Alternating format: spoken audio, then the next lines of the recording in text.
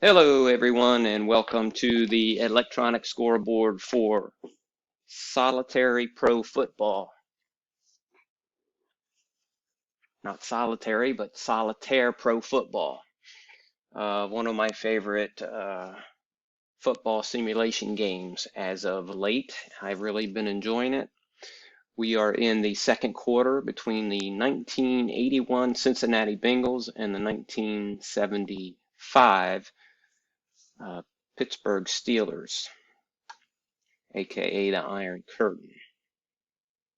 So I'm going to start the game here at this point, in the middle of really the beginning of an NFL battle of the best with these teams here represented.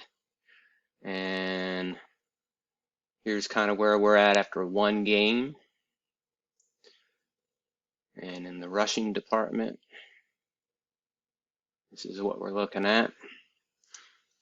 So I just thought I'd run through some plays. I wanted to start with this one. This is an interesting one. So the Bengals are down 10-0. The Steelers scored on Rocky Bleier plunge from 1 yard and a 39-yard field goal. So they have a 10-0 lead. The Bengals have had some pretty good drives. Let's see, they have 4 first downs to 8, so I guess not. But anyway, they're moving on this one, and here's what happened. So in Solitaire Pro Football, the defense comes into play every time, and I like how there's this interaction and back and forth between the offense and defense on every play. The fast action cards are used here. This is just my little cheater window of the defense ratings, so I can compare it to the offense and come up with the difference. So on this play right here, this is showing the Pittsburgh Steelers defense chart. And just to give you an idea what that looks like, let's bring it up. So this is the area of the chart we are seeing on the electronic scoreboard. This is the Pittsburgh Steelers defense area.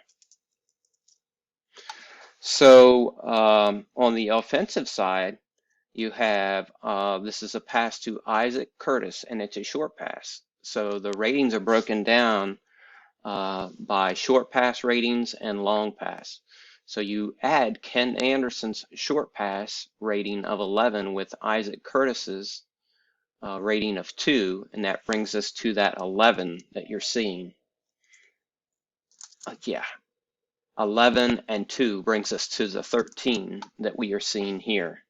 So in my electronic scoreboard, I've kind of automated that by putting the ratings in for the players, so that for each play I can see what the sum is of Isaac Curtis and Ken Anderson for a short pass. So 13 against a defense of F, and in the normal range, not inside the 15. So basically we have a 13 and a -3 for a 10. So we can go to the fast action card and see that 10 is a completed pass.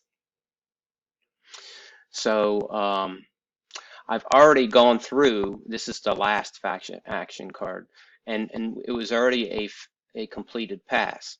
So then I went to the next fast action card, and it said for a long pass, it said breakaway. So then I go to the next fast action card, and you look at Isaac Curtis's breakaway numbers. And on the fast action card, you use the numbers that are generated here. I just used the top right one.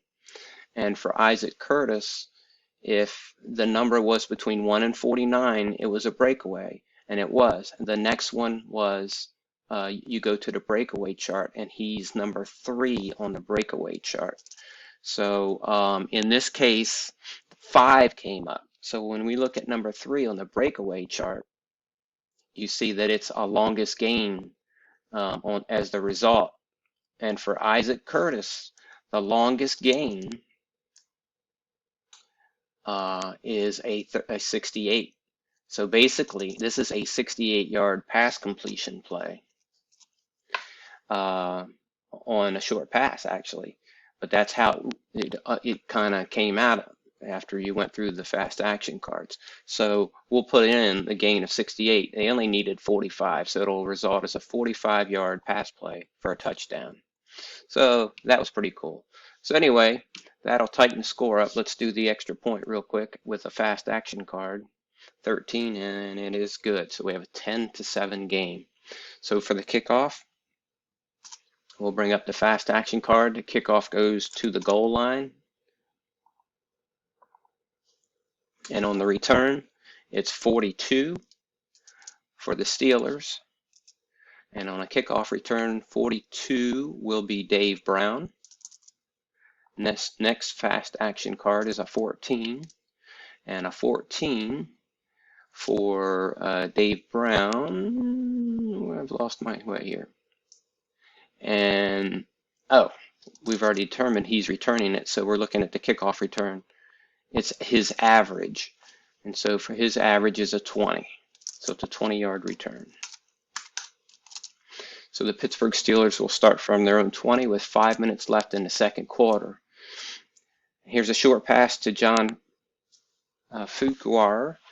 And we've already got the sum of Fuqua and Bradshaw, which is a 12B minus 1. So it's 11. We go over here for an 11, and you can see it's blank. So it's an incomplete pass. 2nd and 10. Franco Harris on a run. His average is 4. And we get that by looking at his average right here off the chart. His average is 4 against an E defense. So we have a 0 variable this time. So we go to the fast action card, and it's average minus 2. So that's a 2-yard gain. We have a 3rd and 8. And it is a run.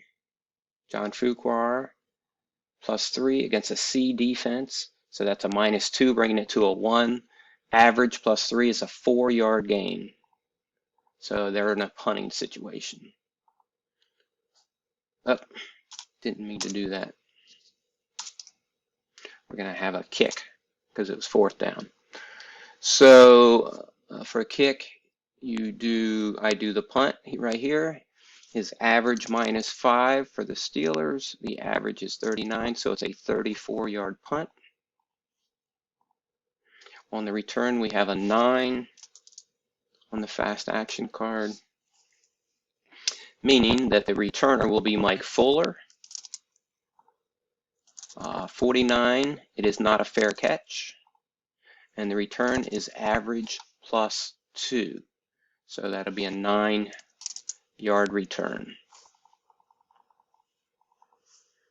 1st and 10, good field position for the Bengals. Pete Johnson on a run. He's a 3 average against an A defense, brings him to a 2, -1. That's a 1-yard gain for Pete Johnson. Again, this is the Steelers defense being represented here. Short pass from Kenny Anderson to Dan Ross. We have a 15 total against a C. That's a stout defense right here, let me tell you. C is -2, so it's a 13. That is a completion. So we go to the next card, and a completion is average -2. So let's look at Ross's average. Is 12, so -2, that's a 10-yard gain. 1st and 10. 2 minutes left. Short pass, Pete Johnson, totaling 14 against the C, brings it to a 12. -12 here means it's complete. And so we'll do average -3. Pete Johnson's catching average, we go down here to his receiving numbers, not his running numbers. So his average is 6 on a reception, and we said -3, so it's a 3-yard reception. 2nd and 7. Gonna target Steve Creeder. Short pass, 13. -4 is a 9. So we look at 9, it is complete. Now we're gonna look here. Average -6. So it's 13. His average -6 is a 7-yard gain. That's enough for a 1st down. I'm going to target him on a long pass this time. So on a long pass, you use the long pass number, 6 for Kenny Anderson and 3 for Creeder. That's a 9 total against the B defense, takes it down 1 to an 8. It is complete, so we're going to look here. Average plus 22. Wow, big play. So that's a 35-yard gain. And look at that, they've scored again with a minute left. Look at the extra point, it's a 44, and that is good. So we have a 14-10 game all of a sudden. So we have a kickoff. It goes 1 yard deep. And on the return, it'll be number 34 for the Steelers. That will be Mel Blount. I did not mean to hit that. Mel Blount. I just need a new fast action card. 43. And that's not what I wanted to look at. I wanted to look at his kickoff return, which is average. So it's a 17-yard return. I typically don't go back and forth like that. I have the charts here on the table, but I'm trying to show everybody how this works. So that was an average return of 17. So I'm going to move it 17 because the kickoff return was average. So they have just a minute left.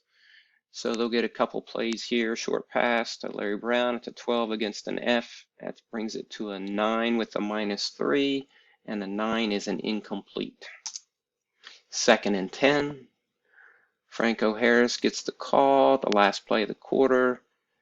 He's targeted on a short pass with a 12 against an F is -3. That's a 9, and that is complete for average -7. And Franco's average on receptions is 6. And so that'll be a -1 on that completion. And it brings us to the half. So let's take a quick look at halftime statistics. Pete Johnson, 5 carries, 27 yards. Archie Griffin, 2 for -1. Franco Harris, 11 for 58 yards. Rocky Bleier has 8 carries for 19 yards.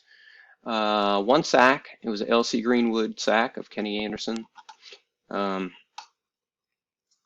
Let's see. Terry Bradshaw is 6 of 13 for 63 yards. QB rating of 60, while Kenny Anderson is 11 of 16. That was in their last 2 drives. They really took off because you can see they had more first downs. They've had a more consistent running game. Look at that quarterback rating for Kenny Anderson. So we'll see how the second half goes. My time is about up on this recording, but I wanted to kind of give an idea how that works. But what's so good about Solitaire Pro Football that I like is that the different charts, the team charts, this is all you use. This is all I have on my desktop are these 2 charts. And and with my electronic scoreboard, it provides me an automation that I can just use for each play, and it really makes the game tick along. But even when I do it on the tabletop, I totally enjoy this game. And so if you get a pass rush, you get a number between 1 and 50. And if it's greater than 15 on the pass block for Pittsburgh, and if it's less than 34, then it's a successful sack. So you can see how there's this interaction between the offensive and defensive numbers on just about every play. If you don't get the sack, is it possible that the quarterback scrambled? You would go to the next fast action card, and if it's a 1 to 27, he did scramble. If he didn't, if it's not between 1 and 27, he didn't scramble, and then you go and check for a completed pass. So the play kind of develops that way right in front of you. So it's really cool. It's very realistic, and I found it very accurate too. So it's a fun game, easy on the desktop space-wise. So anyway, I just wanted to kind of give an idea of how the game rolls, and I will talk to you and see you on the forums. Thanks for watching.